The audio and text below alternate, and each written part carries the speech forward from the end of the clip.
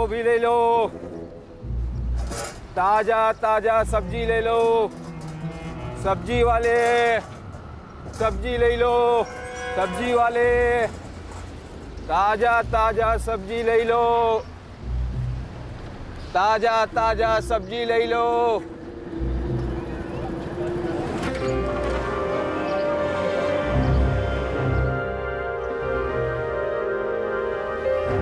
ताजा ताजा सब्जी ले लो।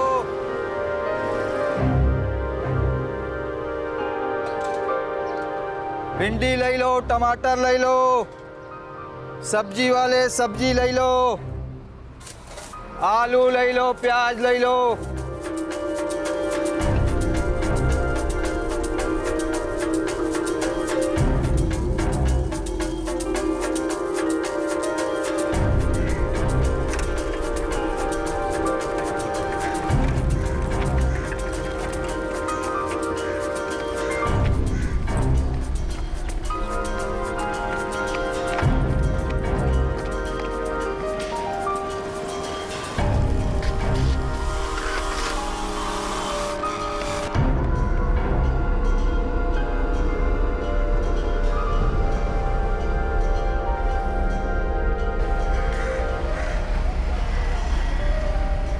गलत रास्ते से भी पलटने का सही वक्त होता है। इस वक्त को नजरअंदाज करो तो अंजाम बड़ा सख्त होता है।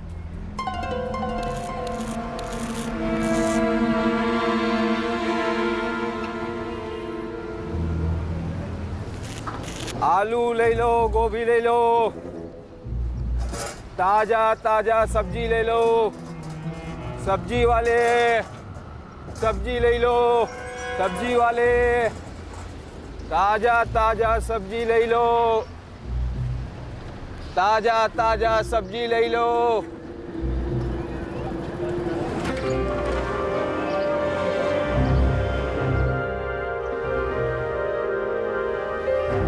ताजा ताजा सब्जी ले लो।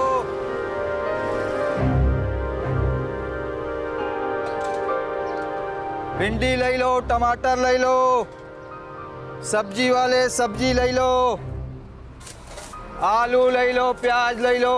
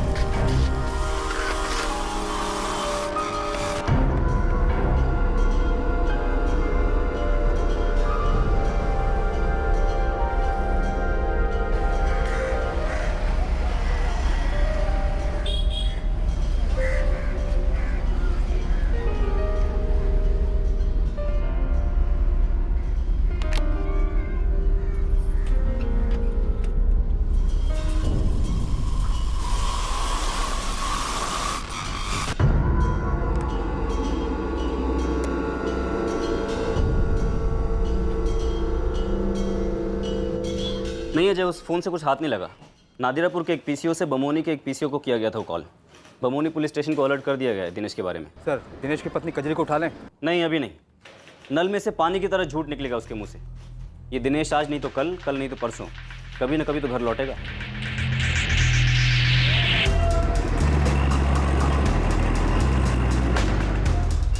ताजा ताजा सब्जी ले लो।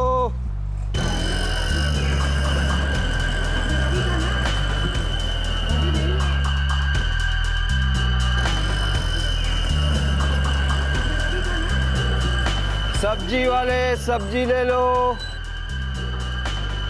ताजा ताजा सब्जी ले लो। सब्जी वाले सब्जी ले लो। ताजा ताजा सब्जी ले लो। सब्जी वाले सब्जी ले लो। ताजा ताजा सब्जी ले लो। निकलो।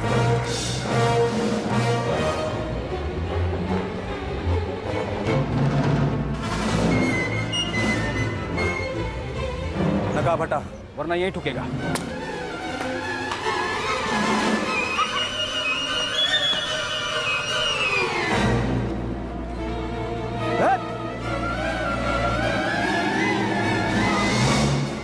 अपनी बिल में छिपने का बड़ा शौक है ना तुझे दिनेश मिश्रा, अब हमारी बिल में आ जाए। अरे चलो।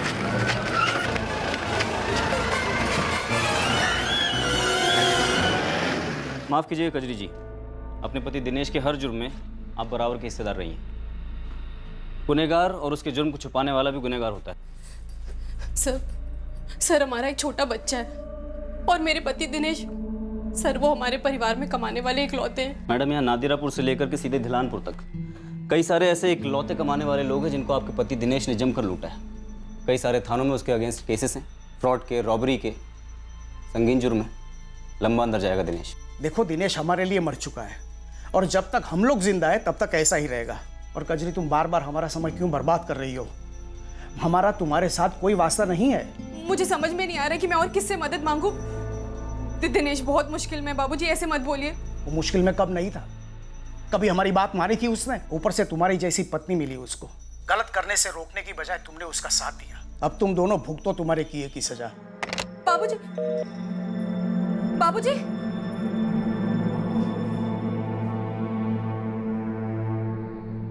जहां जहां कांड किए पुलिस सब केसेस खोल रही है। वो रहने दो, ये बताओ ये बादल सिंह क्या कह रहा है? वही जो पहले कह रहा था, केस वापस नहीं लेगा और उसे उसके पैसे भी वापस चाहिए।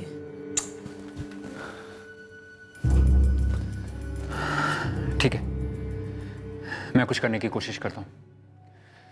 तुम भी देखो तुमसे क्या बन पड़ता है। और देखो, कोशिश करो, ये लोग अब टूट पड़ेंगे चिल कौवों की तरह। तुम्हें मुझे यहां से निकालना ही पड़ेगा। हम जो रास्ता चुनते हैं वही हमारी मंजिल तय करता है। गलत रास्ते पर गलती का एहसास होने के बावजूद भी अगर हम ना रुकें, यू टर्न ना लें, तो बहुत जल्द वो रास्ता एक ही मंजिल की तरफ ले जाता है और वो है एक अंधी गली, डेड एंड।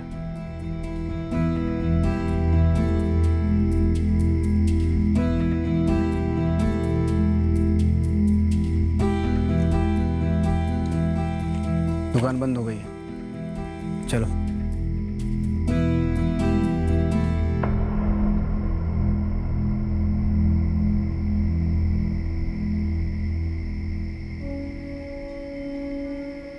बेटा हलवा पूरी है। तो कंफर्म है ना अंदर सीसीटीवी नहीं है? अबे कुछ नहीं है, मैंने पता किया है सब, तो डर मत। कितना हाथ लगेगा? ये दुकान कुछ खास नहीं लग रही है। बेटा जितना हाथ लगेगा ना, मजे मारने के लिए बहुत है। कम से कम घर वालों के सामने भीख तो नहीं मांगना पड़ेगा। 2,500 किस लिए? ज़रूरत चाहिए बस। और वैसे भी 2,500 ही तो मांग रहा हूँ। 2,500 होते तब भी पूछता किस लिए। पापा 26 का हो गया हूँ और आपको अभी भी हिसाब चाहिए। बेटा 26 की उम्र में लोग अपने माँ बाप को जेब खर्ची देते हैं। यहाँ दोपहर का खाना मेरी पेंशन से बनता है और रात का खाना तुम्हारी माँ की ट्यूशन से। और कीमती शौक पाल रखे हैं ना, तो उस कीमत को कमाना शुरू कर दो। LLB हो, प्रैक्टिस क्यों नहीं शुरू करते? अरे ट्राई तो कर रहा हूँ, अब क्या जान दे दूँ? केस कोई हलवा पूरी नहीं होता सामने से आके किसी ने परोस दी। बेटा कोई सीधे 10वीं सीढ़ी चढ़ सकता क्या?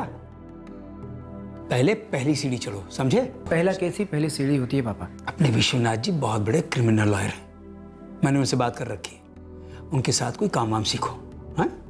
वही दिला देंगे तुम्हें तुम्हारा पहला केस। पापा आपकी इस रियलिटी को ना मैं अपने आर्ग्यूमेंट से 2 सेकंड में खारिज कर सकता हूँ, लेकिन मैं ऐसा करूँगा नहीं। फिलहाल केस ये है कि मैंने आपसे पैसे मांगे जो कि आप नहीं दे सकते। कोई बात नहीं, केस क्लोज्ड। जल्दी बोलो भाई लोग।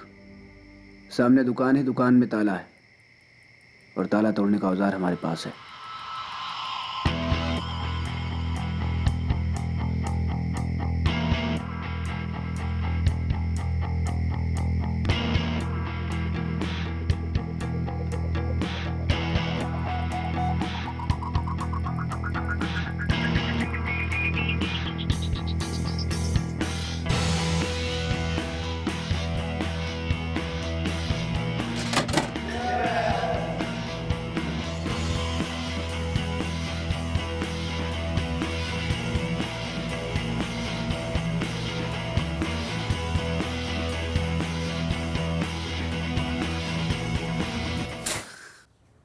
बंद करो ना पर्दा।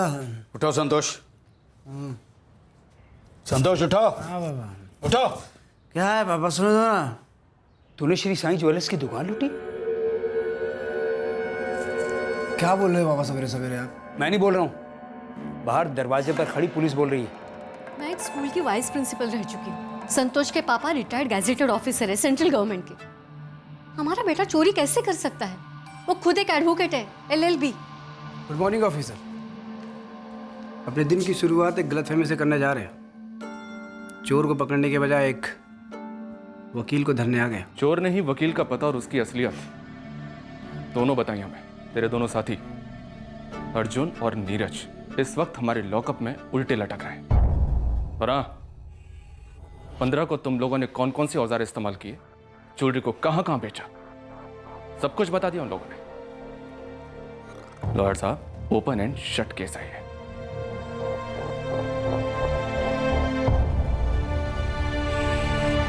घनश्याम जी, गिरजा जी, सनत टोली में हमारा एक खबरी है। वो हमें उस जोहरी के पास लेकर गया जिसकी दुकान पर जेवर बेचे गए थे। दुकान में लगे CCTV में जेवर बेचने वाले 3 लोग साफ साफ दिखाई दिए। उनमें से एक आपका बेटा संतोष और बाकी के 2 उसके दोस्त नीरज और अर्जुन थे। बाकी के जेवर हमने नीरज के घर से बरामद कर लिए। मैं आपकी बात पर यकीन करता हूँ सर, बस एक टाइम, सिर्फ एक टाइम आप मेरी बात पर यकीन कीजिए। देखिए, इससे पहले हमारे बेटे ने ऐसी कोई हरकत नहीं की है। सर, हाथ जोड़कर रिक्वेस्ट करते हैं हम, बस इस बार माफ कर दीजिए। हम उसे सही रास्ते ले आएंगे। आप लोगों की भावनाओं को मैं अच्छी तरह से समझ सकता हूँ, लेकिन आई एम सॉरी, चार्जशीट जुर्म के हिसाब से ही बनेगी। हाँ, आप लोग कोर्ट में दलील दे सकते हैं। आपका बेटा पढ़ा लिखा है, अगर ये उसका पहला जुर्म है तो अब जज साहब के ऊपर है कि वो माफी देते हैं या सजा। घनश्याम जी, इस बार अगर वो छूट जाता है तो उसे समझाइएगा जरूर। 26 साल की उम्र कोई 16-17 साल की नाबालिग उम्र नहीं होती। अगर वो फिर से जुर्म के रास्ते पे चला तो रास्ता सीधे अंधी गली में खत्म होगा और जिंदगी डेड एंड पर। तेरी जमानत कराने के बाद मेरी विश्वनाथ जी से बात हुई थी। तुझ पर इतना बड़ा कलंक लगने के बावजूद वो तुझे अपना असिस्टेंट रखने के लिए राजी है। सीधे उनके पास जा, पैर छू और काम शुरू कर। देख बेटा, आगे कोई भी गलत कदम उठाने से पहले माँ बाप का सोच। हम मिडिल क्लास लोगों की सबसे बड़ी कमाई होती है हमारी इज्जत, उसे ऐसे मत उछाल। तो आज के आज विश्वनाथ जी के दफ्तर जाएगा। ठीक, अभी जाता हूँ विश्वनाथ जी के दफ्तर। ये गिरिजा, कहां से ये गुण है इस लड़के में? समझ में नहीं आ रहा है कहाँ कम पड़ गए हमारे संस्कार।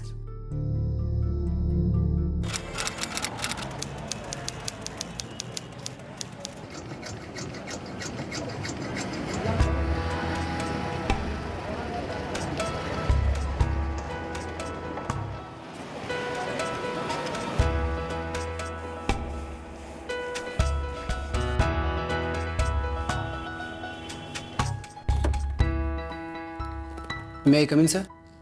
हाँ, आओ बैठो। तुम्हारे पिताजी घनश्याम जी खास है मेरे लिए। अपने काम में न सिर्फ ईमानदार थे बल्कि काम में बहुत अच्छे भी थे। मैं भी बहुत अच्छा हूँ सर, पता चलेगा आपको। वो तो तुम्हारी चार्जशीट देखते ही पता चल गया था। खैर, मिट्टी डालो इस बात पर। और एक बात सुन लो, जो अपने असिस्टेंट को मैं एक ही बार बोलता हूँ, हमेशा स्मार्ट बनो, ओवर स्मार्ट कभी नहीं। जी सर। कोड रीडर के पास पेपर्स कैसे फाइल करती है, आइडिया है? थोड़ा बहुत। कोड नंबर 7 में फाइल कर, और कोड रीडर जो तारीख देगा उसकी रिसीट लेकर आ जाओ। वकील साहब, इतनी लेट तारीख कैसे मिल सकती है? इतने दिन हम लोग कैसे मैनेज करेंगे? मैंने नज़दीकी तारीख मांगी थी लेकिन मिली नहीं।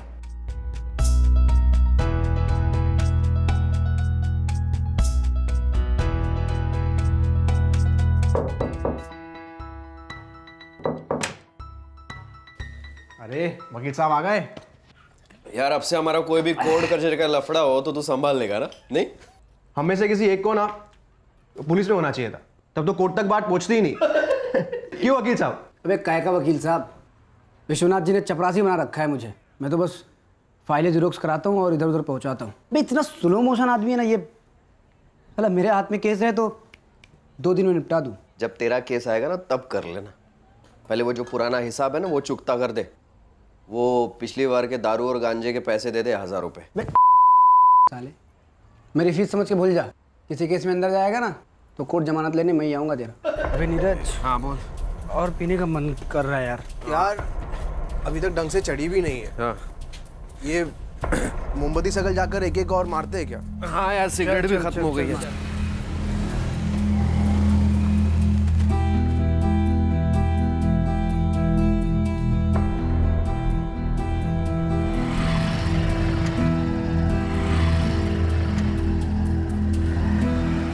अरे भाई आजा भाई, पिए, ठंडी हो रही है।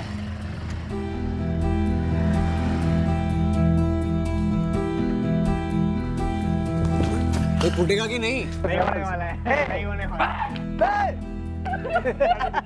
अरे मेरा भाई मेरे को मारने तो दे यार, एक सेकंड।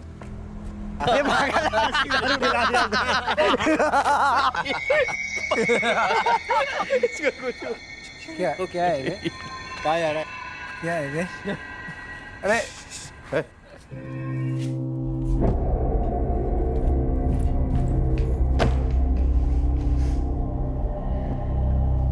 क्या हुआ? क्या हुआ? कुछ लड़के छेड़ते हैं इसे। तो पहले क्यों नहीं बताया? कौन है? कहाँ छेड़ते हैं? मोमबत्ती सर्कल पे हर दूसरी रात वहां पर होते हैं, ड्रिंक करते हैं। पहले भी कई बार छेड़ चुके। नाम क्या है? अरे नाम क्या है? भैया वो लोग 3 लड़के हैं।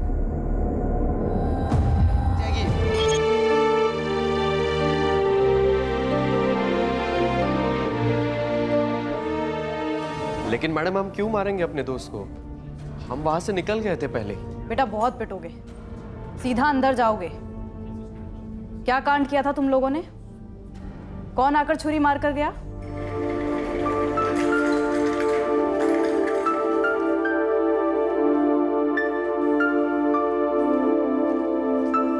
नहीं मैडम, वो हम तीनों पी रहे थे मोमबत्ती सर्कल पे, तब वहां से एक लड़की गुजर रही थी तो हमने उसे थोड़ा छेड़ दिया। नहीं और कुछ नहीं हुआ, वो वहां से चली गई बाद में। उसी एरिया की थी वो, शायद लौटी होगी अपने बाप भाई के साथ। तब तक मैं और नीरज वहां से निकल चुके थे। हाँ, संतोष वहीं पे था। कौन थी वो लड़की? जिस आदमी का गला काटा है आपके पति ने, वो बहुत क्रिटिकल है। मैंने उन्हें पहले ही कहा था कि पुलिस के पास चलते, ये मामला अपने हाथ में ना ले, पर उन्होंने मेरी एक नहीं सुनी। वो लोग हर बार मुझे छेड़ते थे, लेकिन मैंने कभी भैया को नहीं बताया। लेकिन कल रात उन लोगों ने लिमिट क्रॉस कर दी। फोन बंद करके बैठे हैं तुम्हारे किशोर भैया, उनसे कहो सरेंडर कर दें, वरना अगर हमें मेहनत करनी पड़ी तो तकलीफ उन्हें ज्यादा होगी। सर, ये वही संतोष मेहतो है जिसने ज्वेलरी की दुकान लूटी थी। फिर से कोई लफड़ा किया इसने? सर, शालिनी उसी लड़की पूजा के घर गई है जिसके भाई किशोर ने संतोष के ऊपर चाकू से हमला किया था। ये संतोष अपने 2 साथीदार नीरज और अर्जुन के साथ मिलकर पूजा को मोमबत्ती सर्कल पर छेड़ता था, लेकिन कल ये संतोष पूजा के पीछे कुछ ज्यादा ही पड़ गया सर, ऑलमोस्ट मोलेस्ट। और इस बात की शिकायत पूजा ने अपने भाई किशोर से कर दी और फिर किशोर ने संतोष के ऊपर अटैक कर दिया। अभी क्या कंडीशन है संतोष की? डॉक्टर्स का मानना है कि बचने की उम्मीद कम है और ऑपरेशन चल रहा है सर।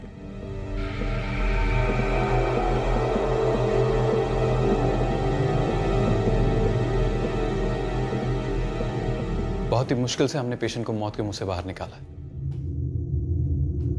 आपका बेटा बहुत लकी है जो इतना गहरा वार और इतने ब्लड लॉस के बाद भी सांस ले रहा था। Excuse me.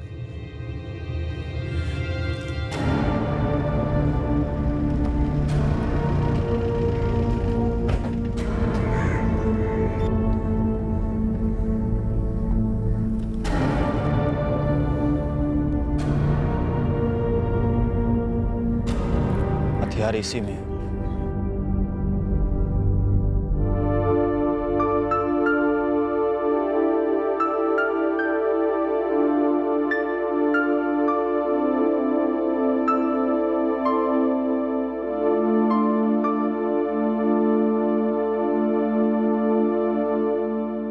संतोष महतो बच गए, फिर भी तुम पर अटेम्प्ट टू मर्डर के चार्जेस लगेंगे। तुम एक सीधे साधे इंसान हो, तुम्हें कानून अपने हाथ में नहीं लेना चाहिए था। हमारे पास आते, कंप्लेन करते। क्या मेरी बहन पहली लड़की है सर जिसके साथ इन्होंने इस तरह की बदतमीजी की? क्या वो आखिरी लड़की होगी? क्या इन लोगों के खिलाफ आज तक किसी ने कोई कंप्लेंट नहीं की होगी? सर क्या गारंटी है कि सजा काटने के बाद भी ये लोग लड़कियों पर हाथ डालना छोड़ देंगे? इस बात की गारंटी है कि अगर संतोष मर जाता तो तुम पर मर्डर के चार्जेस लगते, लंबी सजा होती। तुम्हें कानून अपने हाथ में नहीं लेना चाहिए था किशोर। जितना वो गिल्टी है इस वक्त उतने ही तुम भी गिल्टी हो। कानून हाथ में ना लेता तो भी उतना ही गिल्टी होता सर। सहन करने का गिल्टी। आम आदमी क्या करे? वेट करता रहे तब तक जब तक कि उसकी बहन, बेटी, पत्नी का रेप ना हो जाए, मर्डर ना हो जाए, तब लड़ाई करे इंसाफ के लिए। हमसे ज्यादा तो इन क्रिमिनल्स को इंसाफ मिलता है, बेल मिलती है ताकि बाहर जाकर और ज्यादा जुल्म कर सके। सर क्या आप मुझे लिख कर दे सकते हैं ये जो बच गया है, ये संतोष महतो, ये फिर से ऐसी हरकत नहीं करेगा? सर ये बच जरूर गया लेकिन सुधरने वाला नहीं है, ये आप भी जानते हैं। इस वक्त मैं सिर्फ ये जानता हूं किशोर कि कटघरे में तुम भी एक मुजरिम की तरह खड़े होगे, और अफसोस है मुझे इस बात का, क्योंकि तुम एक सीधे साधे आम इंसान हो जो अपने परिवार के लिए ईमानदारी से काम करता है, अपना घर चलाता है। तुम्हें चाकू नहीं चलाना चाहिए था।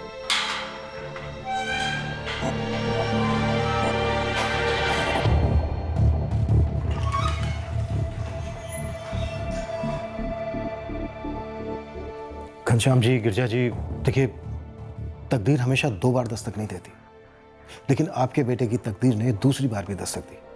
एक बार चोरी के जुर्म में दयालु जज ने उसे बचा लिया, दूसरी बार लड़की के छेड़ने पर लड़की के भाई ने गला काटा, डॉक्टर्स ने उसे बचा लिया। शायद तकदीर तीसरी बार दस्तक नहीं देगी अगर उसने अपना रास्ता नहीं बदला तो। आपके बेटे संतोष की हरकतों की वजह से एक आम आदमी कानून को अपने हाथ में लेने के लिए मजबूर हो गया। समझ में नहीं आ रहा सर, खोट कहाँ है? हमारी परवरिश में या हमारे खून में? ये तालीम हमने तो नहीं दी साहब। इस वक्त आप लोगों का बेटा एक अंधी गली में घुस चुका है, और अगर अब भी उसने अपना रास्ता नहीं बदला तो इस अंधी गली के अंधेरे से उम्मीद की रोशनी का आना लगभग नामुमकिन है। ये मैं नहीं, मेरा कई सालों का तजुर्बा कह रहा है।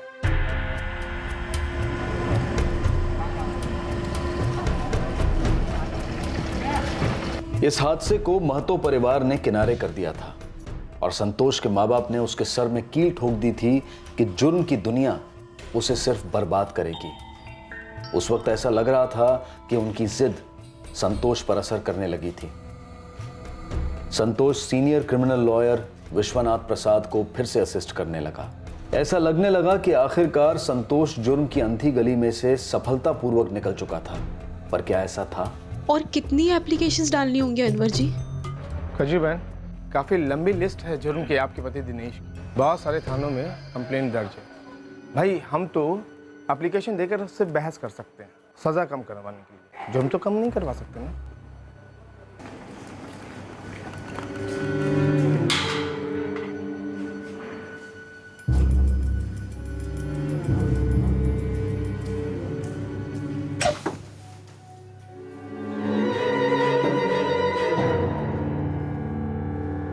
दो केसेस में बेल हो चुकी है, लेकिन बाकी थाने की पुलिस चोरी और फ्रॉड के केस में पूछताछ के लिए कस्टडी मांग रही है। सारे केस एक साथ नहीं हो सकते क्या?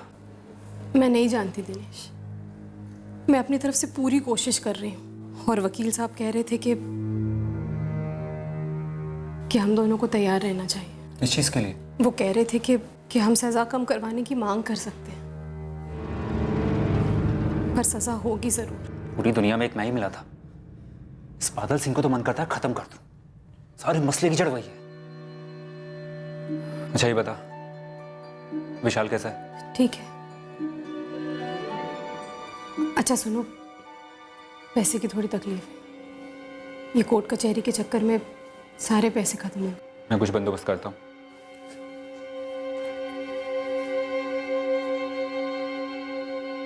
कोई महंगाई से परेशान है तो कोई टैक्स से, कोई नौकरी से परेशान है तो कोई बेरोजगारी से। किसी को प्यार चाहिए तो किसी को तलाक।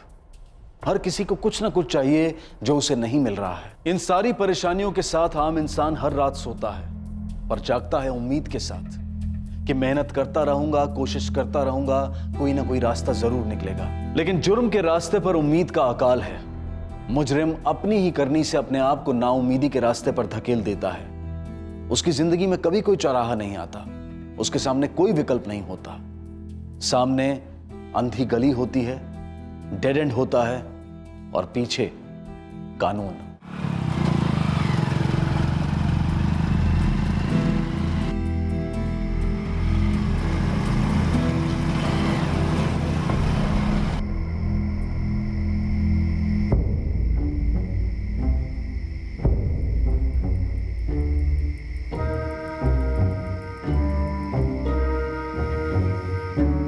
मर्डर बॉडी मिलने से लगभग 8 से 9 घंटे पहले हुआ होगा। मतलब 29 जनवरी की रात? Yes sir. ये रहे 4 बुलेट्स। लगता है 30 मीटर रिवॉल्वर का इस्तेमाल हुआ है। करेक्ट।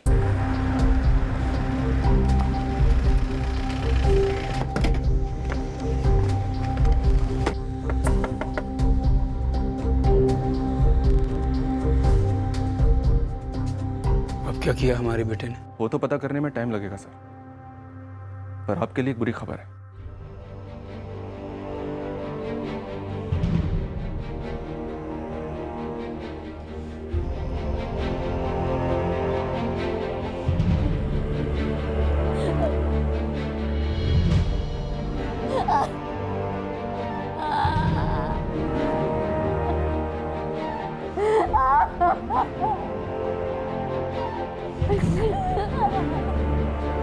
मुझे याद है सर,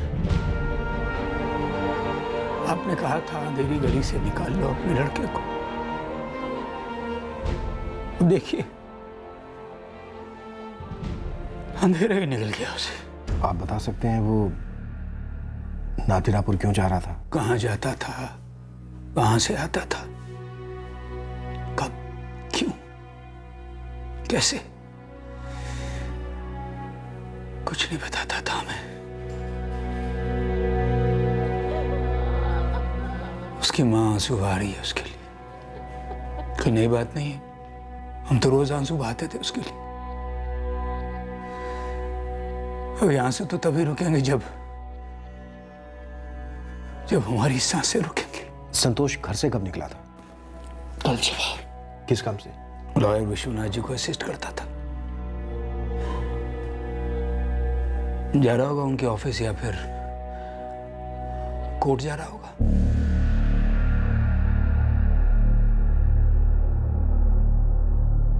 हमें मोटरसाइकिल, उसका पर्स, उसका मोबाइल फोन, ये सब उसकी बॉडी के पास से मिला है। हम पता लगाने की कोशिश कर रहे हैं कि वो किससे मिलने जा रहा था। बात कर लीजिए एक बार विश्वनाथ जी से।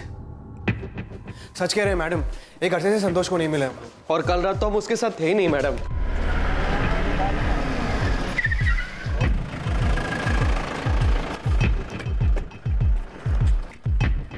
आपके असिस्टेंट संतोष महतो का मर्डर हो चुका है। क्या?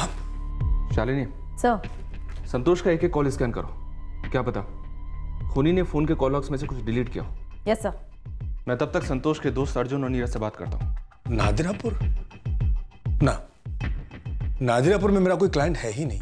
और दूसरी बात, संतोष क्लाइंट से डायरेक्ट मिलने की स्टेज पर था ही नहीं सर। उसे तो मैं बस सिर्फ कोर्ट रीडर के पास पेपर्स फाइल करने का काम देता था।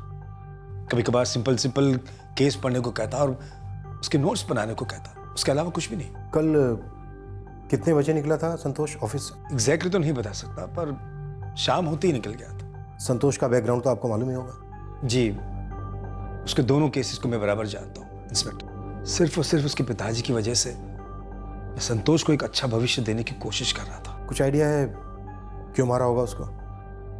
क्या दुश्मनी हो सकती है उसकी किसी के साथ? नहीं, अभी तो कुछ आइडिया नहीं है इंस्पेक्टर, पर जैसे मुझे कुछ पता चला मैं फौरन आपको फोन करता हूँ। पता नहीं सर, वो जो लड़की का कांड हुआ उसके बाद तो संतोष और हमारी दोस्ती काफी ठंडी पड़ गई थी। और सर ऐसा नहीं कि हम बात नहीं करते थे, पर सर वो वाली बात नहीं थी। नादिरापुर में क्या है?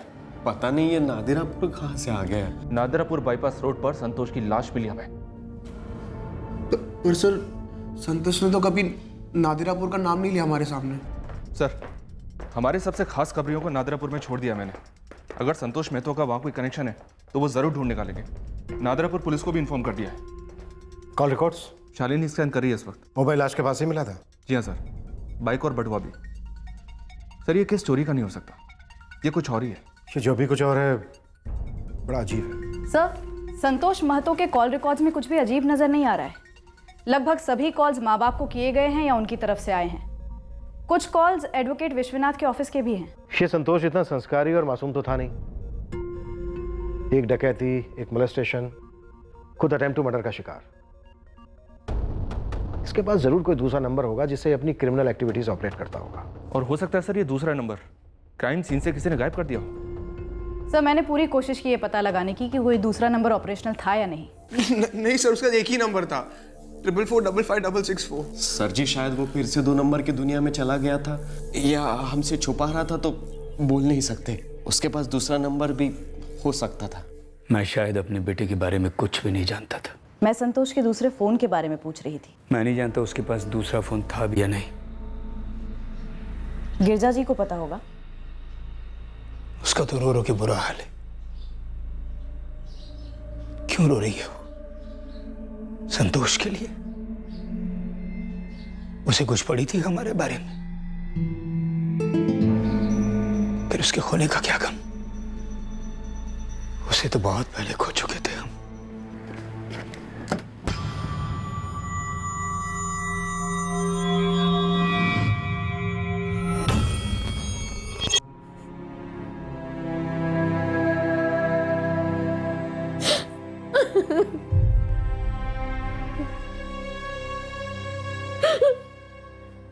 केशव, इस संतोष महतो का हमारे जुरिस्डिक्शन में तो कोई कनेक्शन नहीं मिला, लेकिन हाँ मर्डर का कनेक्शन जरूर मिला है। कैसा कनेक्शन सना साहब? तुमने अपनी रिपोर्ट में जो गोलियां मेंशन की थी, पैलेट्स, वो एक देसी मेड रिवॉल्वर से चलाई गई थी।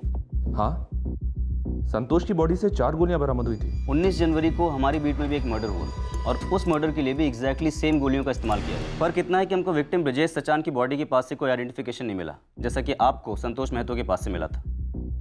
लेकिन 2 दिन के बाद हमें पास के सिरोनिया थाने से एक मिसिंग कंप्लेंट मिली जो कि ब्रजेश सचान से मैच हुई। कौन था ये ब्रजेश सचान? एक ट्रैवल एजेंसी में ड्राइवर था, किसी पार्टी को ड्रॉप करने जा रहा था नादिरापुर, जब उसका मर्डर हुआ और उसकी गाड़ी चोरी की गई। शालिनी, तुमने जो एंगल सजेस्ट किया है कि तंग आकर जलील ना होने के इरादे से खुद संतोष के फादर घनश्याम महतो ने अपने बेटे का कत्ल करवा दिया हो, यह बेबुनियाद तो नहीं लगता। लेकिन नादिरापुर पुलिस से जो खबर मिली है ब्रजेश सचान का कत्ल और कार चोरी की, उससे थोड़ा डाउट होता है। दोनों कनेक्टेड हो सकते हैं सर। मतलब वही गिरोह या सुपारी किलर जिसने सचान को मारा, उन्हीं ने संतोष को भी मारा? सर, संतोष पढ़ा लिखा होने के बावजूद एक जुगनू की तरह जुर्म की दुनिया की तरफ अट्रैक्ट हो रहा था। हो सकता है किसी ने इस बात का फायदा उठाकर उसकी जिंदगी का दिया ही बुझा दिया हो। तुम एक बार फिर शक की सुई retired gazetted officer Ghanshyam Mahto की तरफ घुमा रही हो। मोटिव उन्हीं का सबसे स्ट्रांग है, और किसे इतनी तकलीफ होगी? वो जो लड़की छेड़ने का केस था, पूजा मंडल, उसका भाई, क्या नाम उसका, जिसने संतोष पर हमला किया था? किशोर मंडल। उसकी जमानत हो गई सर। उठा लो उसे। एक बार जुर्म किया, सजा काटी थोड़ी, उसके बाद बंदा कौन से जुर्म का हाईवे लेगा कुछ नहीं कहा जा सकता। सर, केशव, नादिरापुर पुलिस से ब्रजेश सचान मर्डर की सारी डिटेल्स निकालो। पता तो चले कि सच में कार चोरी का केस है या फिर बात कुछ और है।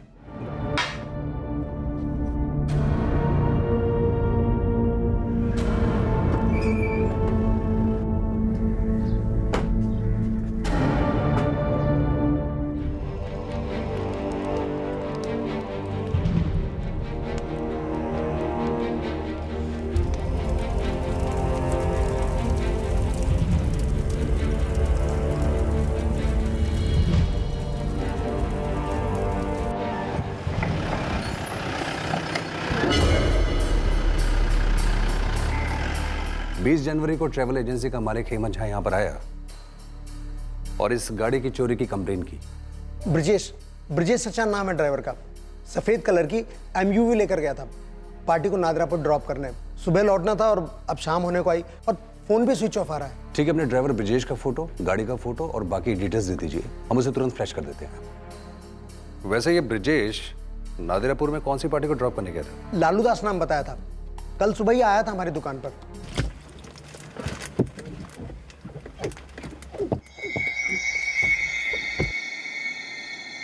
एक गाड़ी मिलेगी क्या नादिरापुर के लिए?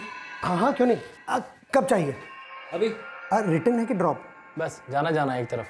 हो जाएगा 2500 रुपये। अरे क्या बात कर रहे हैं आप, 2000 रुपये लगते हैं एक तरफ के। ठीक है, 1000 रुपये एडवांस दे दो, बाकी ड्राइवर को दे दो। ब्रजेश, ब्रजेश, नादिरापुर निकलना है अभी, ड्रॉप है, मीटर रीडिंग देख लेना। ठीक है सर। आप अपना नाम और नंबर बताइए। लालू दास। लालू दास। Phone number? बार बार लालू दास का फोन ट्राई कर रहे हैं पर उसका फोन अभी भी स्विच ऑफ आ रहा है। 2 दिन तक हमने ब्रिजेश और लालू को ट्रेस किया। लालू की सारी डिटेल्स फर्जी निकली और 23 जनवरी को नादिरापुर से हमें ये फोन आया। लालू का कोई फोटो हाथ लगा आपके? नहीं। मुझे ब्रजेश और लालू इन दोनों के नंबर चाहिए। किस हद तक ले गया अपने गुस्से को किशोर? सर वो छुरा जोश में चला था, लेकिन उसके बाद आपने जो समझाया उस सब के बाद मैं समझ गया कि जिस रास्ते पर मैं निकल पड़ा हूं वो क्रिमिनल रास्ता बिल्कुल गलत है, तबाही मचाता है। तो सर मेरा सीधा सा जवाब है कि मैंने संतोष का मर्डर नहीं किया, ना ही करवाया। मैंने भी अखबार में ही पढ़ा था सर कि संतोष का मर्डर हो गया है। सर ना मैं इस हद तक जाऊंगा और ना ही मैं किसी को जानता हूं कि कोई मेरे लिए पैसा लेकर ये काम करेगा।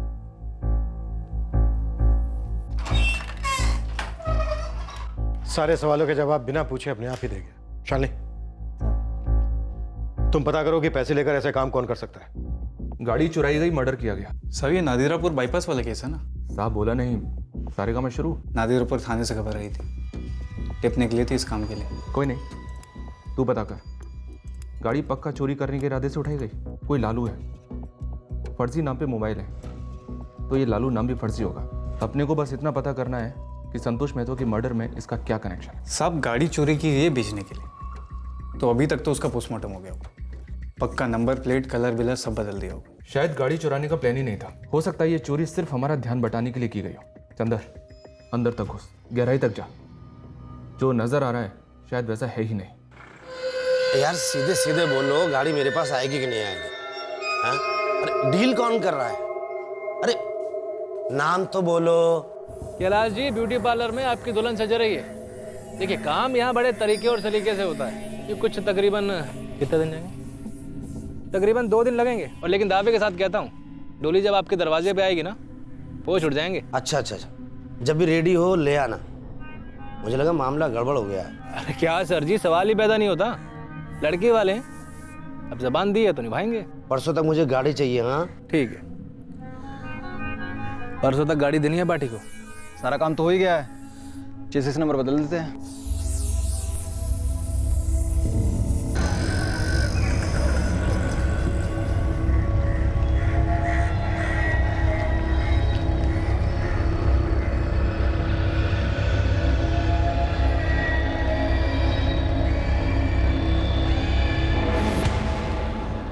अरे आ गए तुम?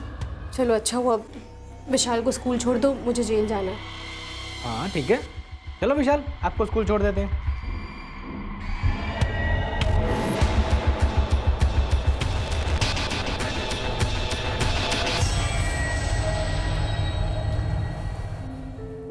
बेल का क्या हो रहा है? कोशिश चल रही है। भुवन क्या कर रहा है? उसको मैंने बोला था बाहर निकलते तेरे साथ। लगा हुआ है। कहीं ऐसा तो नहीं कि तू चाहती है कि मैं जेल के अंदर ही रहूं, बाहर ही ना निकलूं? क्या कह रहे हो? देख कजरी, ये मत समझना कि मैं अंदर हूं तो मुझे बाहर की खबर नहीं मिलती। देखो मुझे नहीं पता कि तुम्हारे पास क्या खबर है, लेकिन मैं अपनी तरफ से पूरी कोशिश कर रही हूँ। ये बता, ये संतोष महतो को किसने मारा? मैं कैसे बता सकती हूँ? ये वही वकील था ना जो मेरा केस लड़ने वाला था? हाँ वही था, पर अब हमें कोई और वकील करना पड़ेगा, क्योंकि संतोष महतो तो अब मारा गया है और उसे किसने मारा और क्यों मारा मैं नहीं जानती। ब्रजेश सच्चान और संतोष महतो के केस में फिलहाल एक ही कनेक्शन लग रहा है, और वो है शायद सेम देसी मेड रिवॉल्वर का इस्तेमाल। लेकिन ब्रजेश सच्चान के केस से संतोष महतो के मर्डर का क्या कनेक्शन हो सकता है?